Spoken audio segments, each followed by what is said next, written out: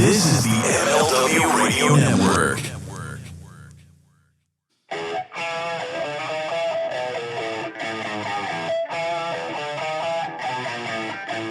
This is the Mind of the Meanie. Here are your hosts, the Blue Meanie and Adam Barnard. Peace world, and welcome everyone to Mind of the Meanie, your weekly peek into the world according to former WWE superstar and ECW original, the Blue Meanie. We'll cover wrestling, music, movies, sports, and lots of useless knowledge, all contained in the Mind of the Meanie. I am your tour guide, Adam Barnard, and he is the Blue Meanie. Meanie, what is on your mind, sir? It's the most horrible time of the year. Dude, this weather sucks, man. This time from January 2nd through St. Patrick's Day is complete and utter dog shit. I hate it. Especially in Philly, too. Like, Philly, I feel like it's just unabashedly worse. Like, nothing is worse than this shit. Yeah, it's just every year or at this time of the year, it's like there's that awesome buildup, from September, fall, leaves are changing. All right, it's Halloween. And then, oh my God, Thanksgiving here. Oh, Christmas is right around the corner. And then, after, the ball drops and everybody wakes up hungover, it's just like the sky's gray. Mm-hmm. The snow's dirty. There's dog shit underneath there. You're going to accidentally step in. Just horrible. It just bring on March, bring on April, bring on the warmer weather, bring on the sun being out until 8:00 at night. I feel like this is the time of the year that's prepping us for all of that good shit that's coming. But undoubtedly, folks, and the Pod Squad, I will tell you, without fail, every fucking winter, whenever it snows, at some point in this time between January 2nd and typically St. Patrick's Day in the Philadelphia region, your humble tour guide, Adam Barnard, will step in a pile of dog shit. And it will happen. And I will have to take a hose to the back of my shoe as I cuss the whole way through the house and stand out back while I spray my shoe in fucking 20 degree weather with water to get the dog shit off of my shoe, friends. And that is part and parcel of my life. And it sucks. Walking down the street like a pirate, scraping your shoe on the sidewalk, like, "Arr, got shit on my shoe, matey." You try to do everything. You try to curb stomp it off. Yeah, dude. Are you a dragging kind of guy, or are you like a wiping side to side? Like, are you dragging back and forth? Or sometimes I'll wipe it. Sometimes I'll do the twist. Just fucking just twist the whatever. Find a good point of a curb. Yeah, try to find some groove somewhere. Like, if you can get like some mulch or something, you can get right up in the grooves of the shoe. Yeah. It's undoubtedly, right? It's never my work shoes, which are flat, right? Because I have to wear nice shoes at my shoe job, but like, it's never those that I step in. It's always the ones that have like the intricate grooves where all of it just smears all into everything. It's horrible, dude. It's the worst. But what's not horrible, Meanie, is being here with you this morning. Thank you so much for joining us again. And thank you to the Pod Squad for being here with us again as well. We appreciate you so much. Meanie, it has been an absolutely insane week in wrestling. Oh, my God. Yeah. There is a lot to talk about here. I guess the first place that we can start, really, let's just roll right into the news from last night. On Friday Night SmackDown, the Impact Knockouts champion, Mickie James, is now an entrant in the WWE 2022 Royal Rumble. But what got me even more, Meanie, was the fact that they referred to her as the Impact Knockouts champion, which I'm not sure has been done maybe since the ECW times, right? I mean, it's like, well, let's start at the top. How do you feel about this forbidden door being opened in some aspects with Impact, and what are your thoughts on it? Well, there's been like some kind of relationship there between Impact and WWE, right? Because they've done the AJ Styles documentaries. They've done all these different kind of documentaries where they're showing footage from TNA, showing footage from Impact, and all that good stuff. So there's always been some kind of working relationship there. WWE's smart enough to know, hey, we need the footage. We'll put them over, give them the rub, work with them. But the fact that, Mickey's coming back as Knockouts, Impact Knockouts champion in the Women's Royal Rumble, that's pretty cool. That's really cool. And it always goes to show, because when she got initially released, she showed the her gear being shipped back in a trash bag, which led immediately to I think Mark Carrano getting fired for for doing that, right. Sending it back like that. But it always goes to show, you can always go back and do something. People are like, oh, so got released, this, that, and the other thing, or people leave. Guys just go, hey, I don't want to be here anymore. But, there's always that chance of you can always go back. And this is one of those things where it's proof positive that, no matter how things happen or went, she's going to go back. She'll be in a Rumble. It's always, it's another thing, just to be careful what you say on the way out the door. You never want to close that door. We're talking about the forbidden door, but the door in general. There's things that kind of irk me, annoy me, that when somebody's on the way out the door, they shit talk the company they just worked for. Which, if I'm another company looking to hire that person, I'd be like, well, fuck, they said that about WWE. I'm not talking about anybody specific, but stuff I've seen in wrestling history. Imagine somebody leaving WWE and shit talking them. So I'm the next company who wants to hire you. Well, fuck, if things don't go good here, he's just going to bury us. No thanks, we'll pass. So, it's always good to leave on good terms. Hey, you went there in the first place. So, it's like somebody talking shit about their ex-girlfriend. Well, you fell in love with the person. So what's that say about you? You should talk a company on the way out the door. It just looked bad. Well, hey, you were happy to take their money, right? So it just something that bothers me on the way out the door. I can understand being upset, being fired, all the natural emotions of being let go, but always show some sense of appreciation on the way out the door, because in the long run, it's an investment people are making in you. Whenever they hire you, or whenever they put you on a poster or on a flyer in a video game or make a T-shirt, that's an investment. They made an investment. But for whatever reason right now, WWE's going through some kind of structural change that has yet to show, or which has yet to be revealed. So, I mean, maybe another year from now, maybe 2 years from now, there'll be a finality to, okay, what the fuck happened in the pandemic years from 2020 to say 2023, and I have my opinions that's being sold. They're well, here's the thing. People are like, well, AEW's hiring people, Impact, they didn't fire anybody. Well, they're not publicly traded companies. WWE's publicly traded. And that's a really important distinction, friends. Like, this is basic business, right? This is not just like, oh, fuck Vince McMahon or, fuck Tony Khan. Like, we're not saying that. What we're saying is that this is just simple business, right? AEW, Impact don't have the infrastructure, or, they don't have the size, rather, that WWE has. So go ahead, Meanie. I'm sorry.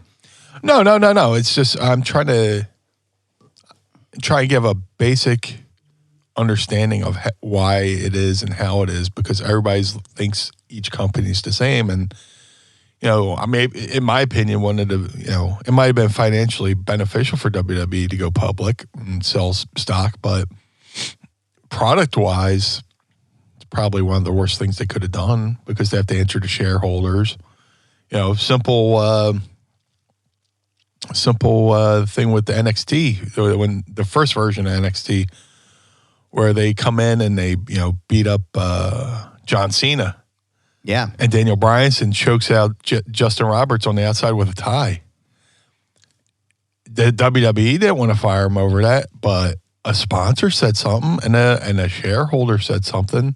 And WWE has to answer to sponsors and shareholders. So Daniel Bryan got fired for that a little bit, and people on the inside fought that to bring him back. Yeah. But if that had been somebody else, he would have been gone forever, probably. But sure, but they could do that stuff in AEW because there's one person to answer to, and that's Tony Khan. Right, and it's his money thing. It's a lot. It's similar to this idea, this thing that people talk about, like when I don't know if you remember maybe almost 10 years ago now, when the Duck Dynasty controversy happened, where the father made some LGBT statements, and A&E suspended him for I don't even know how long, and everybody freaked out. It's like, oh well, it's freedom of speech. It's like, well no, guys, like that's not the same thing, right? Like, pump the brakes. Sure, he can say whatever he wants, right? Like, yeah, it sucks, but sure, he can say what he wants. But that doesn't stop A&E, who is beholden to their stakeholders and their shareholders and the people who pay their bills, from saying, hey, we don't agree with this. You don't have a job anymore. It's the same thing. It happens all the time. Something happened with Greg Hamilton, the former announcer on WWE, right? He went on Instagram and said something to rapper West Side Gun, and all of a sudden he's gone. Well, why was that? These are questions that and these are things that happen to people all the time. And it's just, it's because of the way that the corporate structure works with shareholders. And you're right. Like, Tony Khan is the only person at the very top he has to answer to, so that the infrastructure is very, very different. Yeah. And, I don't talk politics. I don't talk religion. No, right. Yeah. But like people, there's been people who have been suspended from Twitter. Mm-hmm. People want to cry freedom of speech, and it's like, nobody's taking your speech away. You can still say it. Right. The First Amendment is, freedom from, being locked up for your fucking what you guys for what you're saying. You have the right to say things, but you're not protected from the consequences of private business not wanting to do business with you anymore. And the reason that I brought that up was just to emphasize the point, like, hey guys, this is, Daniel Bryanson was in a very similar situation where he choked out Justin Roberts. Somebody said something, they had to fire him because they're paying the bills, right? I don't disagree though. I take a lot of shit for this sometimes, but I still feel like WWE is for sale. And I think a lot of that has to go, and we'll come back to Mickie James in a second, but I do want to touch on this point because I think it's an important conversation as far as what's been happening too with the NXT releases. I mean, the most shocking one obviously this week was William Regal. I mean, that one came out of left field. I was truly, truly shocked to hear that release. And then followed shortly by Samoa Joe, released for the second time in 12 months. Which is just, I can relate to that one. It's just crazy. It's just absolutely insane. And I'm starting to wonder what it is that's going on behind the scenes. And I think it ties back to, and we've had this conversation before, as far as the Bray Wyatt release.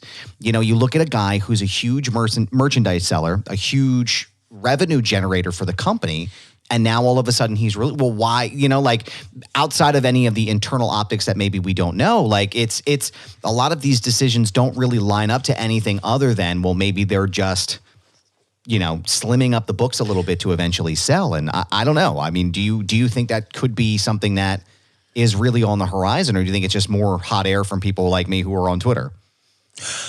Well, when it comes to the Bray thing, I had heard that he might have asked for his release or just to have time away because he still wasn't over the death of Brody Lee. And Brody was really, they were tight.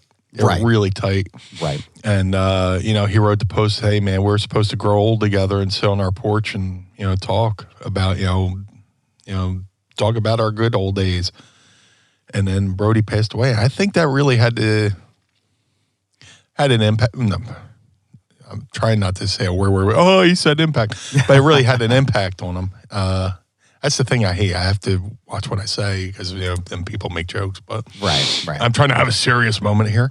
No, it really impacted him, and I think it further proves that point, that the fact that he hasn't shown up anywhere. Right. That's another I thing. think he just wants, Bray's not hurting for money. So, he's probably made more just on one T-shirt than most people make in a year. Yeah. But, sometimes you need that mental reset. You need to reboot mentally. That's what, I always heard JR, just go away, have a mental reset and, recharge your batteries, come back. And, I think that's, in that case, was a shocking yes, but I think that might have been Bray wanting time away. With Regal, at first I was shocked. But then, you think, guy's been there for 21 years. And, he had a statement last night, and, he's all 1,000% class, as always. But, he's like, look, they saved my life, and which they did. I was in Memphis. WWE sent me to Memphis to reinvent myself. And Jim Neidhart was down there coaching us, just working out with us. And then all of a sudden, William Regal shows up.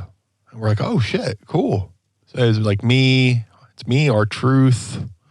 What's his name? Reckless Youth was there. A few others.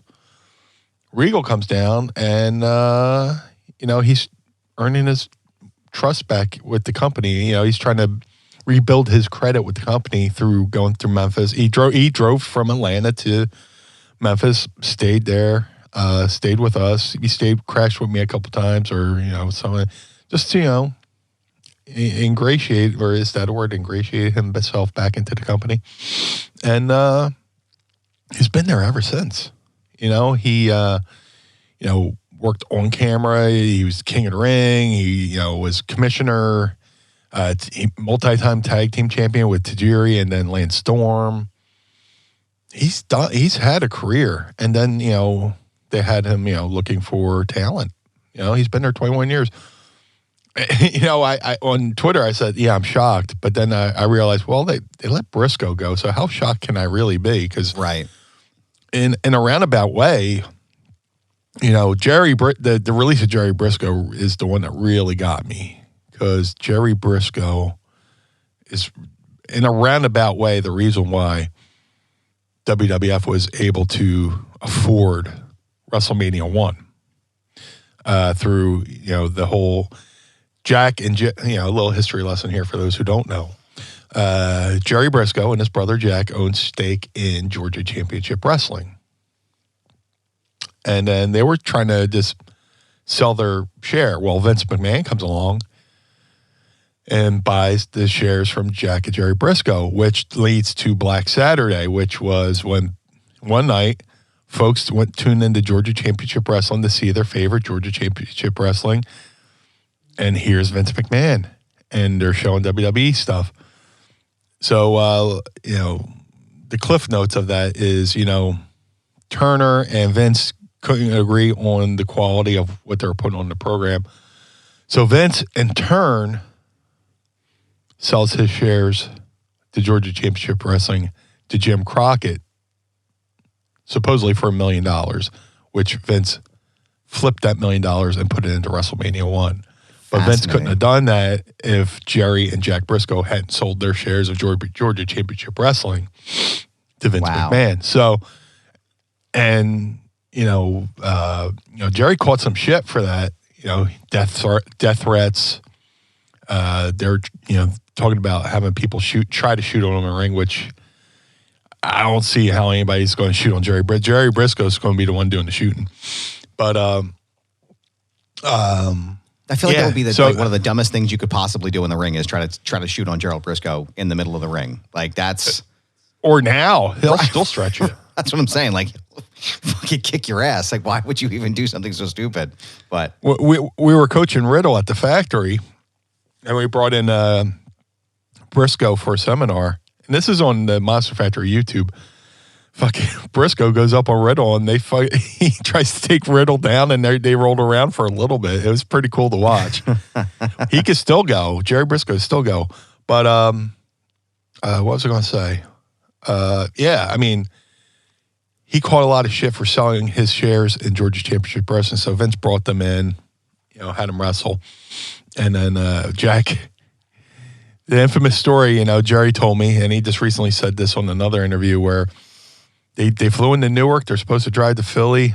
Jack Briscoe saw the snow and said, "See that plane up there? I'm going to be on the next one going out," and just quit the business right there. Wow. But from that point on, Jerry's been had been an employee of WWE behind the scenes. Local promoter in Florida, this, that, and the other thing. He became a scout. He came to the Must Factory a few times, scouted some of our guys, signed some of our guys. So if they're going to let Jerry Briscoe go, that should be the battle.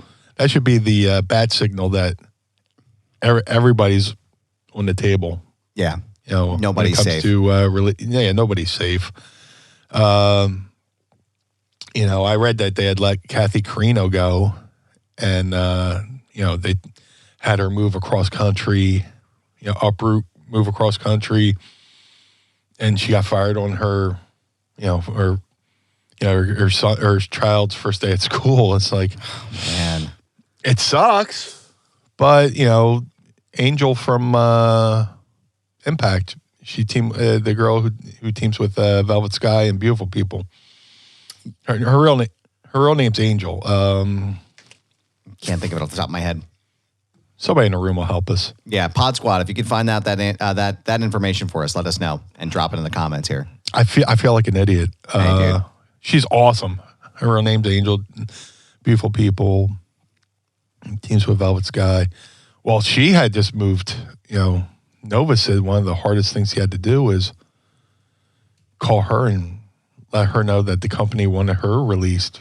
She had just moved, and Nova called her up and said, "Hey, I had to tell you this, but we have to let you go." And she thought it was a rib. It's Nova's a ribber, She's like, "Nah, my family just left. We're just getting unpacked." Well, it's a cruel business. Are you talking about Angelina Love? Yes, Angelina Love. That's thank you. Thank you, little Jimmy from Nebraska. Yes. Thank you, Sorensen Jimmy. level. Sorensen but yeah, level. it's the wrestling business, emphasis on business, and things happen and things suck. Yeah. Dude, they sent me to Memphis to reinvent myself. I had my conspiracy theories. The first time they released me, there was the Save the Meanie campaign by the Strictly ECW guys, which got me back in the company. So I figured my conspiracy theory is they sent me to Memphis out of sight, out of mind. So when they released me, it'll be a little bit more quieter. Who knows? But I went down there, and in the course of me being in Memphis, I moved to Memphis, rented an apartment. So I got a rent in Memphis. I got a rent in Philly. I got electric bill. I got utilities in Memphis. I got utilities. I'm paying double bills. And, I was a good soldier. And then, I found out my grandmother was sick. She had pancreatic cancer. I said, "Hey, can I just go back for a couple weeks? Spend my last few weeks with her, before she, pancreatic cancer, you're fucked pretty much. Yeah. Let me spend some time with her." And I come out of the, ICU one day. I turn on my phone. This was back in the day with flip phones. Oh, I got a message. Got to call the office. And they let me go. And it's sad. It's cruel. It seems cruel, but I'll tell people this all the time. It's not an ending. It's your career's not over. Adversity is only as hard as how you react to it. I've been through some adverse times, and what you do is take a step back, reassess, recalculate, and move forward. That's all you can do. Yep. So if you sit around, they released me. Yeah, they released me, and then I went and found a stall and shed some man tears, and for whatever reason, they kept giving me tickets. I kept showing up. They're like, I thought you were released. They keep giving me tickets. I keep, and then, they brought me back. And when they brought me back, I tried to do everything to, fit in. I lost 160 pounds, all this, that, and other thing. They still released me. So, what you do with that is you figure out what to do in the meantime, recalculate, reformulate. And that's what all these, the folks being released, they'll be fine. I mean, if WWE thought they were talented enough to sign in the first place, then, they'll be, fine, finding some place else to work, whether it's Impact, hopefully Ring of Honor in April. We'll see. Yeah. Fingers crossed, man. Even though, fingers crossed. But I think it speaks to Mickie James and her, Yes, back to Mickie, yes. Yeah, tying it back. Do you see how we do that, Pod Squad? Meanie and I tied it back together. Woo! Brought to you by Manscaped. But really, I mean, it speaks to her as well, because it's like she got released very, from what it appears, like we mentioned, unceremoniously with the trash bag, and, it not a good look. No, and then she goes to NWA, and she goes to Impact, and now she's Impact Knockouts champion. I mean, and hard to kill. I mean, so a little inside baseball for you, friends. We're recording this today. It's January 8th in the year of our Lord, 2022. Tonight is Hard to Kill, which is Impact's pay-per-view, and she's defending the Knockouts championship against Deonna Purrazzo. If she wins, if Mickie James wins the match tonight, she's going to show up at the Royal Rumble. Like, they're already planting the seeds, right? Like, Scott D'Amore and Impact, everybody's already saying, like, if she wins, she's bringing that belt.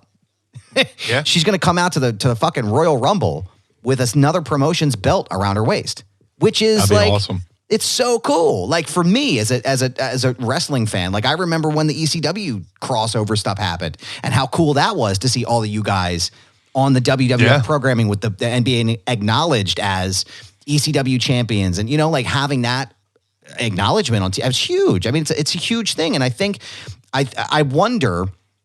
Again, you talk about your conspiracy theories. This is my thoughts on this.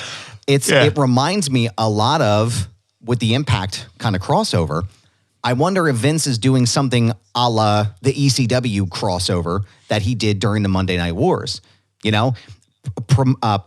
Basically propping up in some ways Impact in order to sort of cut down on AEW's territory.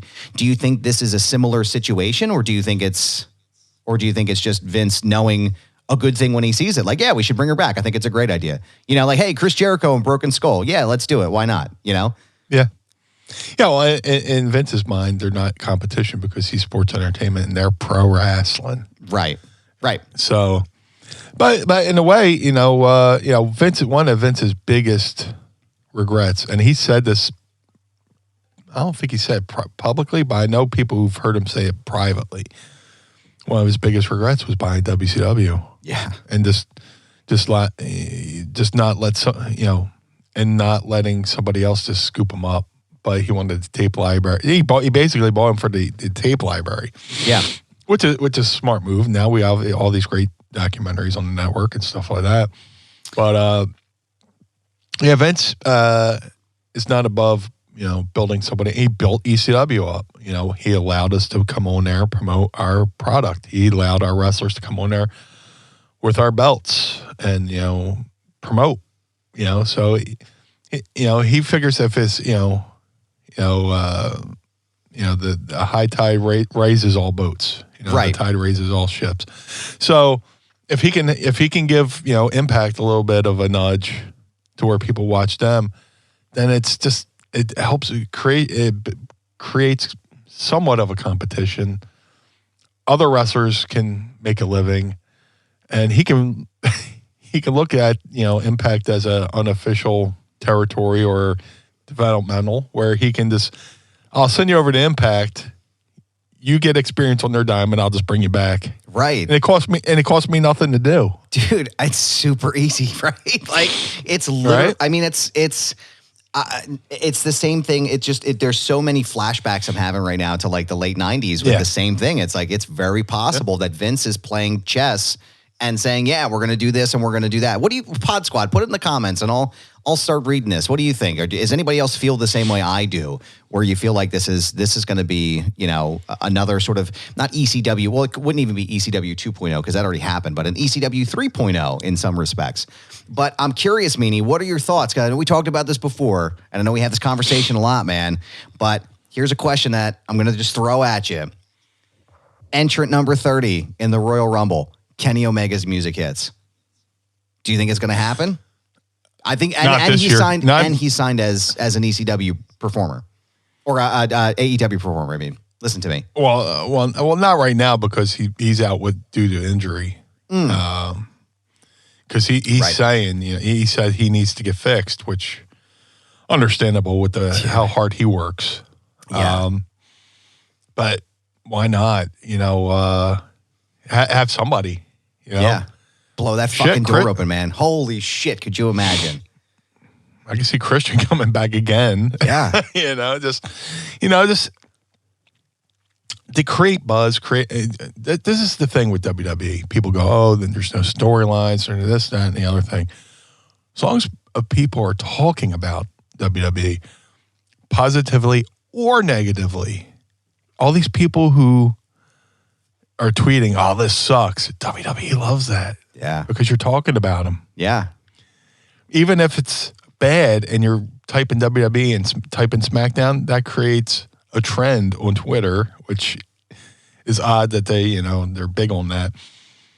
They're big on, creating buzz. So if they could bring in somebody just for a night and create some buzz, create a moment, I wouldn't put past Vince to say, sure.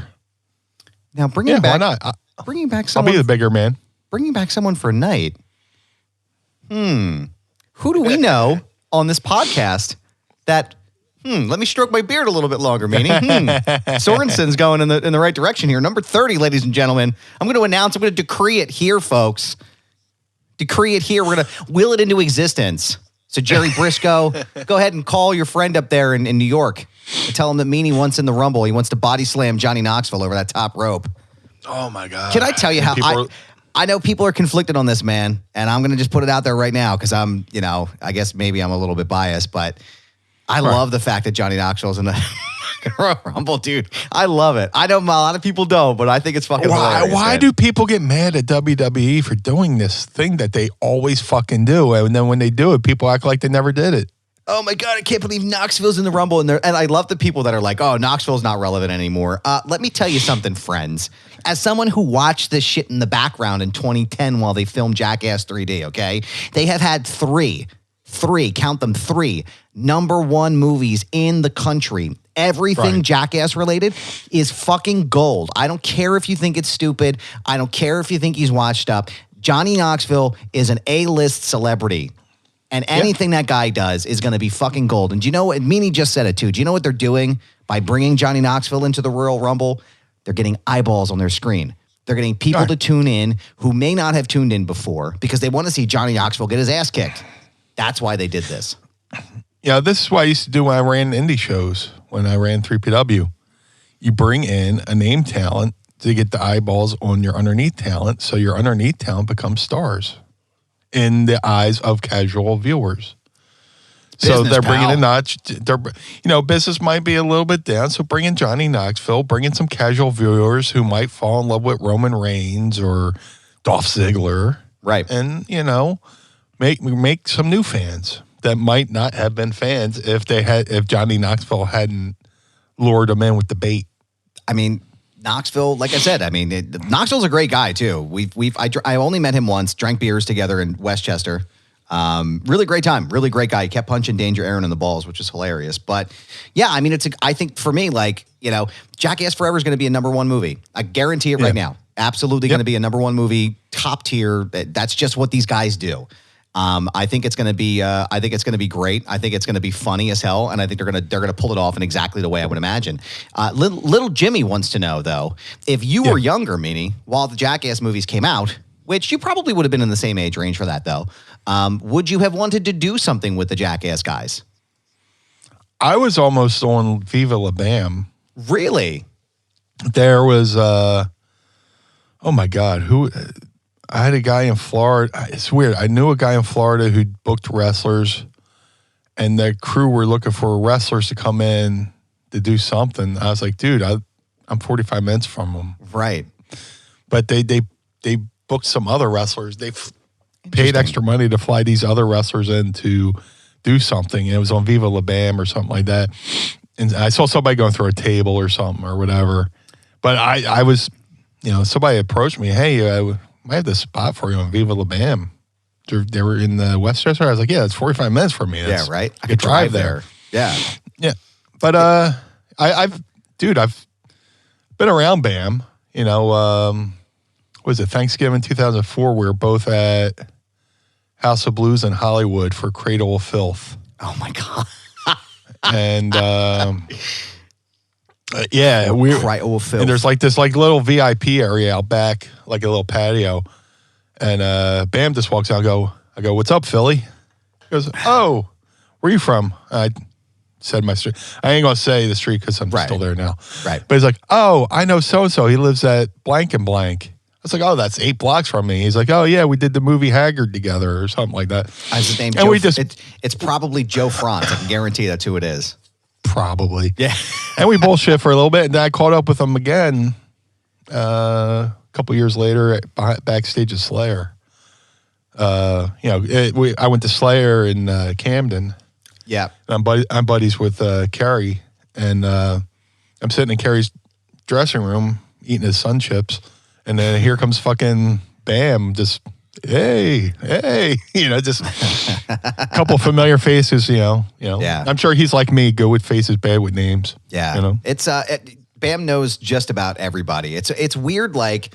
It's when you talk about Viva La Bam, everybody's always like, oh, is that really what it's like? And it's like, no, guys, this is a TV show. Like, this is stuff that MTV and these writers come up with, and they bullshit. And like, once you see how the sausage is made in a lot of ways, I'm sure it's like the wrestling industry. It's just like, you can't watch it anymore. You're like, I don't know about this. But I've been on plenty of car rides. Like, I remember me and Francine were driving from Philly up to like a loop at Free CLB, and we're just joking around. I was like, man, if the fans saw us right now, they'd be fucking really disappointed at some of the shit we're laughing. Not that it was anything horrible, but we're just geeks. We're nerds, And that's the thing about those guys too. Like, everybody always talks about, like, Ryan Dunn was just, I didn't know Dunn the way that like the rest of them did, but like Dunn was like a celebrity in Westchester, man. He was the coolest guy. And like, I don't know if I've told this story before, but I'm not sure if anybody on the pod squad knows, but I was involved in the CKY group for a while. Like I'm friends with a lot of the guys, still am. And spent a lot of time at BAM's house. And I met Ryan Dunn, I think it was like 2007. And I met him at the Note, which was BAM's bar in Westchester at the time. And we're talking, we're hanging out. And I was a volunteer firefighter at the time. So he was asking me a bunch of questions about that. Do you mean BAM's bar as he owned it, or was it his McCuskers? No. It was actually his bar that he owned. So the Note was like this. It was like this really cool idea that they had in Westchester, and the borough like wouldn't let him do anything. It was a whole thing. It's such a disaster in Westchester, right? It had the potential to be like super cool, right? So anyway, we're there and we're drinking some beer, we're taking some shots, and I take a photo with him, and I'm like, hey man, like probably like maybe 20 minutes, right? Hey man, really nice to see you, blah blah blah, whatever. I am at BAM's house. They're recording an episode of Radio BAM. And Dunn is there. It's all a whole bunch of us, Chad Ginsburg from CKY and Jess, his brother, and everybody's just hanging out. I'm out front. I'm in the kitchen area grabbing he had a whole thing of Crunk juice, which is another story for another day, which was Little John's energy drink. Do you remember that shit? Do you ever drink Crunk juice before? I never drank it, but I know of it. I'll tell it. Well, it's so funny. So I'll tell it. It's a side note. BAM mentioned it on his MTV Cribs, and he was like, oh, Little John's drink is this great Crunk juice, right? He said 2 weeks later, like an 18-wheeler showed up at his house with pallets of Crunk juice with a handwritten thank you note from Little John. Man, he's like, hey, my sales just went up like crazy. He's like, here's all of this. He had it for like this Crunk juice stuff he must have had in his house that he just gave it away for probably like 6 or 7 years. It was crazy, right? So anyway, I'm out in the kitchen and I'm grabbing this stuff, and here comes Dunn walking over, and I was like, hey, Ryan, what's going on? He's like, hey, Adam, the firefighter. How you doing, man? Good to see you. And I was just like, holy shit, like this guy remembered who I was, and just a really, really amazing guy. But yeah, I mean, BAM's like... You weren't really a firefighter. You just popped out a cake at his birthday party. I did, yes. I had a sash that covered my nipples really nicely. I wasn't as hairy as I wanted to be, but I can thanks. Well, wait, we'll go into the ad in a minute. No, no, it's like it's like Bam was. It was a very interesting time in my life, being a part of that group. But someone else that I didn't know who hung out with them. Here's a little inside baseball for you too, friends. Baron Corbin is friends with a lot of those guys. And I'll tell you why. Next time you look at Baron Corbin's arm, I want you to look at the inside of his bicep, like probably right around here. It's weird. Seriously, I was looking at his bicep last night. I'm not even being funny. I couldn't make out what it said. You know what? I'll show you. Give me 1 second, Meanie. I'll show you exactly what's on his bicep. And this is how I knew he was a part of the group. So, I can see him in the mirror. What's he doing there? Little inside baseball. I can see the rest of his room in this mirror. Oh, here he comes back. There I am. All right. So in Westchester, there was a group called Elsewhere that was a clothing designer, and they made hats and shirts that had this logo on it. So the next time you look at Baron Corbin's arm, he's got this logo. For those listening at home, it's the PA logo, but then like the LA Dodgers logo. Right, and I'll put a picture up on our Instagram and in our Twitter, and I'll show you. But it's basically a design. It says PA, but it's like LA. And I was in Philadelphia. We were sitting in the front row with my son, and Baron Corbin, puts his arms out, and I stopped and I pointed, I just went in my head. I was like, Elsewhere, and he's just staring at me, right? He knew all them guys, so we had probably crossed paths at some point as well. But dude, that would have been I'm sure that would have been super cool to see you on MTV back then at Viva La Bam. That would have been a wild crossover. Nah, dude, I like those guys. I'm always proud for when local guys do good. Yeah. The CKY guys, the Bloodhound Gang guys. Yep. Here's something. Steve Carino went to high school with Jimmy Pop from the Bloodhound Gang. Oh, no shit. Because who else is from the area? Oh man, Bloodhound Gang, Wolfpack, CKY. Yeah. So I'm all Philly's always proud of their own. Well, but until you make it, they fight amongst each other. Yeah. But then when somebody from the scene makes it big, everybody latches onto them because they go, "Oh, that could be me next," I mean, the biggest examples obviously are like Will Smith and Kevin Hart, but CKY, those guys are huge forever. The Roots crew, yeah, dude. They've always been an amazing conglomerate of musicians together. But as far as as far as back to wrestling talk and our little sidetrack down the mind of Adam, apparently we're gonna get another bad review. I'm sorry. I'm trying not to get us any bad reviews, but we're gonna get one. Oh, what the fuck is this guy talking about? Nobody cares. That's what I like about this show. We can take a little side routes and come back. Stick to Foundation Radio, dork. Yeah. If I can steal a line from Eddie Van Halen. He described his guitar solos as falling down a flight of steps but landing on your feet at the end. Yeah. Actually, that's pretty impressive, man. That's I like the little side conversations because then we can always tie it back. And you know what? Speaking of landing on your feet, Meanie. Yes. Cheers to 2022. And resolutions can be hard to keep.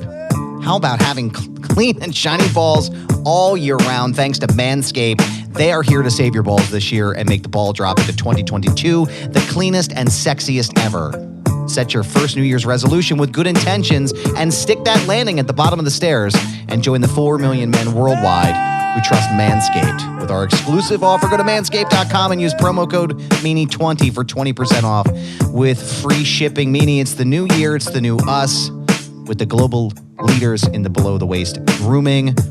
Take it to the next level with Performance Package 4.0 and their brand new Ultra Premium Body Wash. I'll tell you, man, Little John and the Eastside Boys were looking like a button in a fur coat, as Ryan Dunn used to say.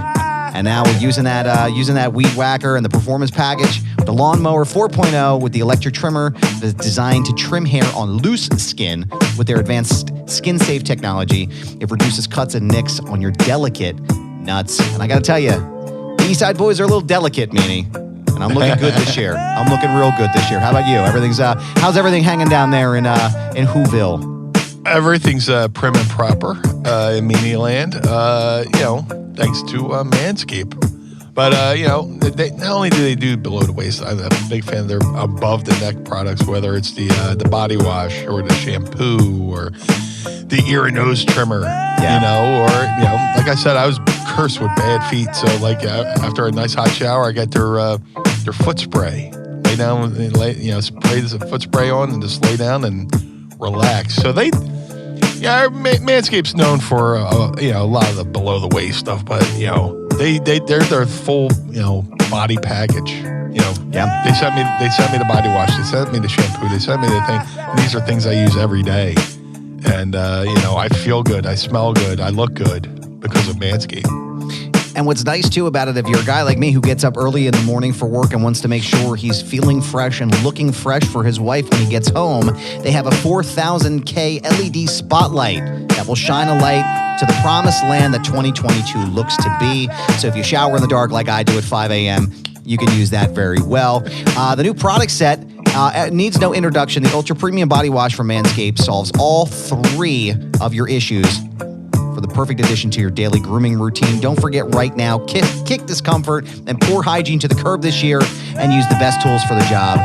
Whether your resolution is to work out or to travel to new places, be sure to travel to manscaped.com right now for our exclusive offer of 20% off plus free shipping, Blue Meanie, with the promo code Meanie20. That's manscaped.com, 20% off with free shipping with the promo code Meanie20. Cheers to new balls in 2022. And Meanie, cheers to the forbidden door that is opening right now in WWE with Mickie James. Hate to transition from my nuts to something awesome like the Impact Knockouts champion being there. But the other cool thing that's coming, speaking of something that is nuts, though, is Bobby Lashley and Brock Lesnar finally getting to tangle. Yeah. That shit's going to be fucking incredible. What are your thoughts, Meanie? Let's talk before we get to Ask Meanie.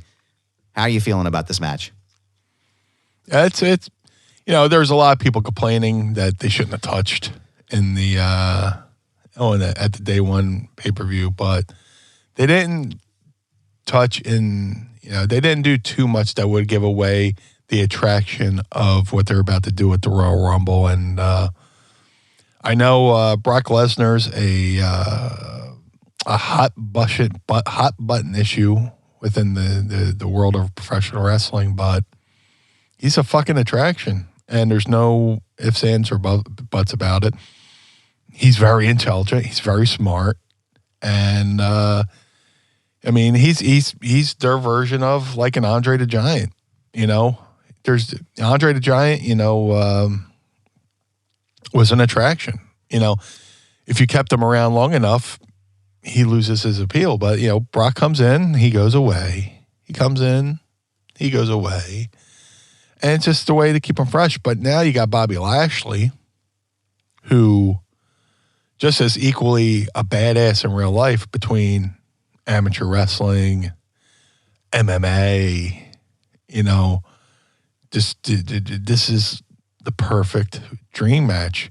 This could be a WrestleMania match, but they're giving it to us at the Rumble. And to me, it's Mania and Rumble. Those are my 2 favorites. And then it's SummerSlam, and then Survivor Series kind of lost its way. It's kind of like the forgotten pay-per-view. But of the original 4, the WWE original 4, for me it's Mania, Rumble, SummerSlam, Survivor Series. So they're giving you a Mania match on the Rumble, which leads to me to believe that there'll be something that'll have consequences in this match that hopefully will lead to WrestleMania. Agreed. Yeah. I do really feel like they could pull it back a little bit with the Survivor Series. I really miss the old school way they used to do things. I'm not necessarily sure I'm big on this, brand versus brand thing. And that's just my personal preference. Like, I'm not shitting on anything, but I don't know if it's my cup of tea. But yeah, I do feel like it's sort of the redheaded stepchild of the big 4, not as prestigious as it used to be. But yeah, I mean, this is in any circumstance, belt or no belt, this is a huge opportunity and a huge match for WWE to be putting on, and especially at the Royal Rumble. I mean, it's just hopefully, like you said, I hope it does have the implications that are potentially going to be there. A lot of talk about the belt combining the belts, between the Universal and the Heavyweight Championship. If Roman Reigns and Brock meet with the titles at WrestleMania, I don't necessarily even know if that's for sure. I don't know if I necessarily want to see that, but it's going to be a lot of craziness. It's going to be a lot of smashing. And I thought it was great that Bobby Lashley tackled him on the outside. I thought that was really well done. I thought the spot was fantastic, and Lesnar sold that shit. Like Lesnar knows when to sell. That's where I say Brock is fucking smart, man. Yeah. He knows he doesn't sell for everybody, but he knows who to sell for and how to sell to build somebody else up. I know WWE dropped the ball on Keith Lee, right? Yeah. But when Keith Lee came in that Rumble, what did Brock do? Sold. Sold. He told the world before Keith Lee even got to the ring steps that this guy was a bad motherfucker. Yeah. And Brock's smart like that. He knows how to build talent and make him look stronger. Same with Bobby Lashley. He lost to Goldberg in 3 minutes? Yeah. Because he knows it's business. It's good business to do that. Now the fans might hate that Goldberg's there, but that's not the point. Brock knows that he had something to do, and it led to whatever. But this match is going to be fantastic. Bobby Lashley, both these guys are the real fucking deal. To where nobody's going to get cute with each other in the ring. They're going to do business the right way and give the fans something to be excited about. I'm excited. Yeah. I'm really looking forward to that match. That's probably, I think maybe a little bit more than the Rumble. I know that sounds weird because the Rumble to me is like my favorite gimmick match of all time. And it's my favorite yearly event to watch. But to go back what you said about Christian, I could absolutely see them, doing a take two on that because there was nobody at there wasn't anybody there this past year. And imagine how much more impact it would have. Here we go, using impact again. That might be the title of the show. How many times can we say impact? I think it could have a huge impact. It would land harder, not just because Christian is back again, but now he's a contracted AEW performer who also held the Impact Championship earlier this year. I mean, it's crazy. It's crazy, man. But what's not crazy, Meanie? It's time to ask me anything. Ask me something. That's not crazy. Don't forget to send your messages and use the hashtag Ask Meanie. Jesus, I'm fucking up all over the place, man. I tried to record a new one, but it didn't come out as well. Well, a new fart? Yeah. Oh my God, dude, the kids can't handle it. They play with the board sometimes. Like they'll come up and they'll hit buttons on the board and they'll hear your fart noises and they just start pissing themselves. They think it's the funniest thing in the entire world. Daniel, our illustrious end of show announcer, he loves the Ask Meanie Anything music, and he has a whole dance for it and everything. So maybe I'll record it for you, put it on Patreon. But here we are. Any final thoughts before we get into Ask Meanie though about the Rumble and Forbidden Doors and Christian? Any thoughts on that? No, just a lot of the releases were shocking, and it was shocking when the first round happened. Right as the pandemic was breaking. Yeah. But at this point, that shocked that they're releasing people is still just pure theatrics at this point because, what's there to be shocked about anymore? Like I said, I was shocked about, the one that really got me was Briscoe. Yeah. And Regal shocked me as well. But, wherever Briscoe, wherever Regal goes next, he'll be an asset, if I'm Tony Khan, I'm signing Regal right up now and have him go to the, QT Marshall school and having him coach, the guys down there. And, with all this talent that's being released from WWE and signed to AEW's got a decision to make, with whether who are they going to keep? They can't be Noah's Ark down there and keep bring every wayward fucking talent that's being released. So yeah, it's going to be an interesting time. That's the thing is they don't have, again, we go back to the infrastructure thing, guys. They can't keep bringing everyone in. They can't save everybody. But Little Jimmy actually asked a question of whether or not he wanted to know if you thought that maybe AEW would bring on William Regal in that role. And I think they would be really smart to do that. Yes. Especially looking for talent. And, he's... Regal's got really good connections with Japan and stuff like that, or just behind the scenes, or, just have him in the ring before the show, training guys. When I was on the AEW show in Philly, Aleister Black had guys in the ring before the show and they're doing some coaching stuff. And bring in Regal, yeah, sure. Yeah. He's forgotten more holds than most people learn. So let's I think Little Jimmy's got another question here. Sure. Let me go back to it and find it real fast. How do you feel about, Little Jimmy from Nebraska asks, how do you feel about the Philadelphia Eagles clinching or almost on the grasp of a playoff spot? Oh no, they got a playoff spot. They're in the playoffs. The little inside baseball is Saturday afternoon, 1:17. The Eagles play their final game of the season tonight against the Dallas fucking Cowboys. And the Dallas big thing sucks. Yes, fuck Dallas.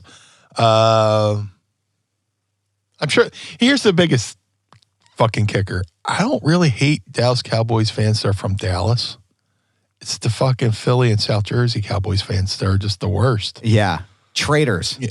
Traitors, dude. Traitors. Take that shit somewhere else. Don't you have any fucking civic pride? Have you no decency, sir? Have you no decency?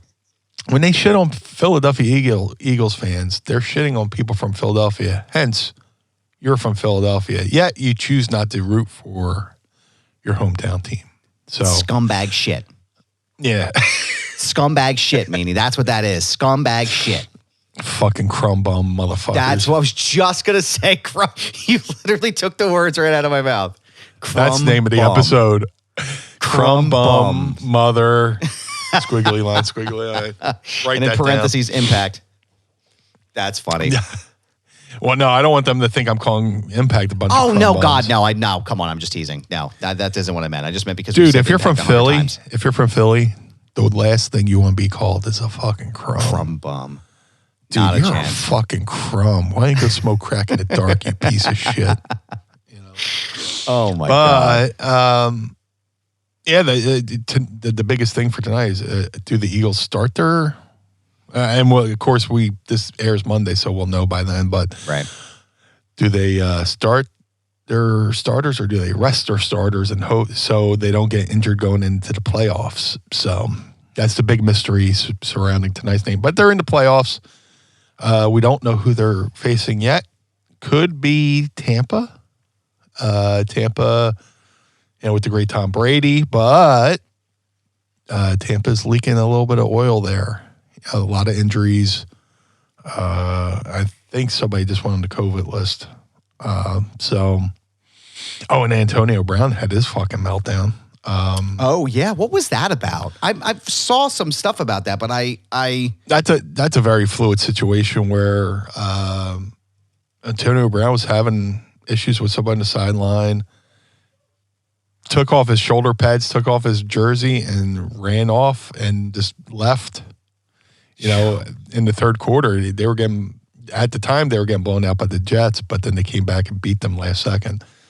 And that's why I'm kind of like, man, if the Eagles play the Tampa at the right time, I mean, they almost lost to the fucking Jets, Right. But, and then you see photos of Antonio Brown catching an Uber at the fucking stadium and stuff. He's come out. He said the coach wanted him to go in and play injured. He said his ankle's fucked up. He said that? Huh? The coach asked him to go in and play injured? Well, according Oh, according to him. According to Antonio Brown, and Antonio Brown said, the coach said, "You're done," and did the Undertaker throat slash thing, but there's no footage of it. Oh, so like I said, it's a very fluid situation. Which I'm saying it now on a Saturday, we air on a Monday, and it could change by then. Yeah. But holy shit! That's, honest to God, that is some somebody crazy brought stuff, up. Somebody brought up a great point. You know that now that he's officially cut from Tampa, the Eagles should just hire him just to bring your playbook. Yeah, seriously. Tell us what you have, man. Share your secrets, sir. Vanessa, pay him whatever he would have got for the rest of the year, and just give us the intel, sir. Vanessa wants to know if we're going to comment on the Elmo Rocco controversy, which has been blowing up Twitter. Have you? I don't even know what that is. So there's a clip on Twitter that went viral again about Elmo, the beloved Sesame Street character, losing his shit about Zoe's pet Rocco, and he's screaming about this oatmeal raisin cookie, about how Zoe wants to give the cookie to Rocco, and Elmo's like, Rocks can't eat cookies. Rocco's not even alive.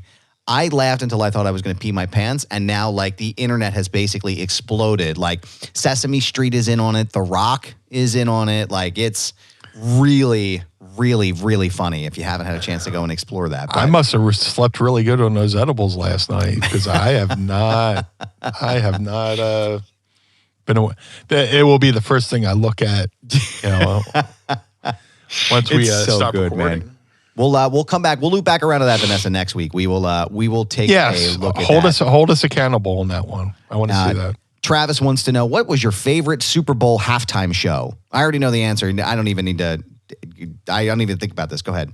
Yours. Well, I don't want to create friction, but I'm going to say Prince. I was going to say the same thing.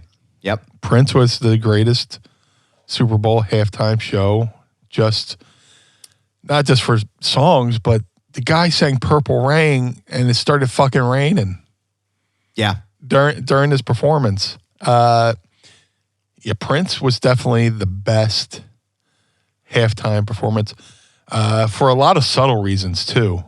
The Foo Fighters did a cover of Darling Nikki, one of Prince's songs from the Purple Rain soundtrack. Yeah. So during his Super Bowl halftime show, Prince covered the Foo Fighters and did Best of You. Oh, wow. Which was amazing.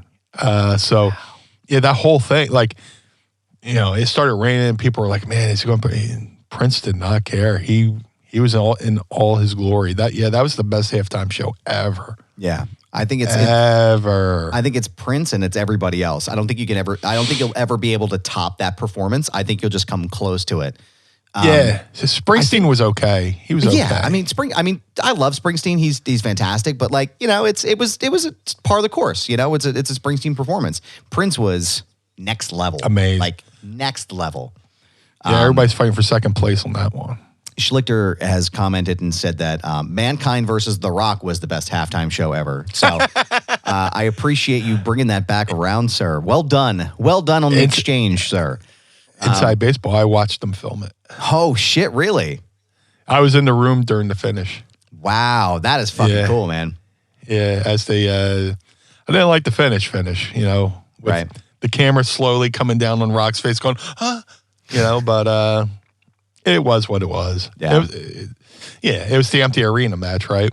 Yeah, it was the Performance Center before the Performance Center was a Performance Center era. Before the pandemic, yeah. I think they might have filmed that in Arizona, I want to say, or something like that. And they made up a fake catering room, which I partook in. I had some of the nachos or the chips or whatever. But that was cool. Dude, that was back in the day when you have the Instamatic cameras instead of. If I had a camera phone, I could have took some really cool candid shots. Oh, that would have been cool, man. Last question for this week. It comes from our friend Ringside Rant. How is Al Snow doing in the green room, or as we refer to it here, the blue room? I don't even want to know at this point.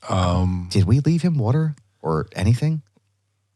Well, in the words of Coach Sirianni, you have to water the plants and watch the roots grow. And no, but yeah, I think he's all right. He should be all right. He should be. Just don't open the door too fast.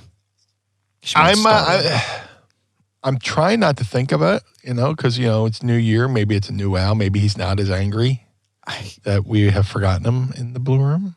But, yeah, I don't want to be on that wrath because I've been on the end of his wrath a few times. And it's not pretty. Yeah, I'm going to go ahead and say we're going to make sure we just don't. Yeah, we're going to let that be. But, Meanie, let's drop the socials. Let's let everybody know where they can find you on the social media and where they can support the show. First of all, let me not forget these great folks. Support madcatbeardcare.com. Yes. Go get yourself some blue spruce over at madcatbeardcare.com.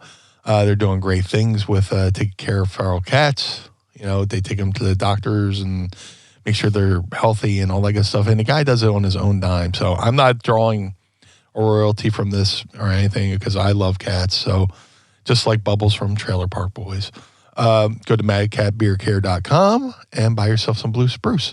If you want to support the Blue Meanie, go to prowrestlingtees.com/Blue Meanie. Got some great new shirts up there. My latest one is inspired by the Incredible Hulk called Incredible Blue. And it says, "You will not like me when I'm blue." And I look like the 80s version of the Incredible Hulk. But, some great shirts there from Andy Slichter. He just did a tribute shirt to the Philadelphia Civic Center, which I love. Yeah. It's my sister shirt to my Philadelphia Spectrum shirt. So go over to prowrestlingtees.com/Blue Meanie. Go to... if you want to follow me on Twitter, and if you're not already, shame on you. Go to Twitter. Well, go to all my social medias, Twitter, Instagram, Facebook, Blue Meanie BWO. Give me a little follow. Give me a little love over there. And if you want to support Mind of the Meanie, go to mindofthemeanie.com. Go to mindofthemeanie.com where you can download this every Monday morning, which you probably already did. But also go to prowrestlingtees.com/Mind of the Meanie. And if you'd like to support me in anything that I do, go to prowrestlingtees.com/Foundation Radio. We have a really cool, what we call the Sidekick Supreme shirt up there, which is pretty dope with our new show logo because we just rebranded. You can check out everything in my archive. I have a lot of really awesome interviews on there and a lot of great conversations by going to foundationradio.net. You can also follow me on Twitter and on Instagram at ThisIsGoober. Yes, that is my handle. Yes, I'm keeping it. No, I'm never getting rid of it because it's a brand, goddammit. Go follow me on This Is Goober. And Meanie, thank you so much again for allowing me to guide us all through this trip in the mind of the Meanie. I appreciate you and I appreciate the Pod Squad so much for allowing me back and allowing me to steer the ship again this week. I guess we will see you again next week, barring any major wrestling event, which feels like it's every 20 seconds or so. For the Blue Meanie, I am Adam Barnard. Join us again each and every week as we take a trip through the mind of the Meanie. Peace. Blue World Order.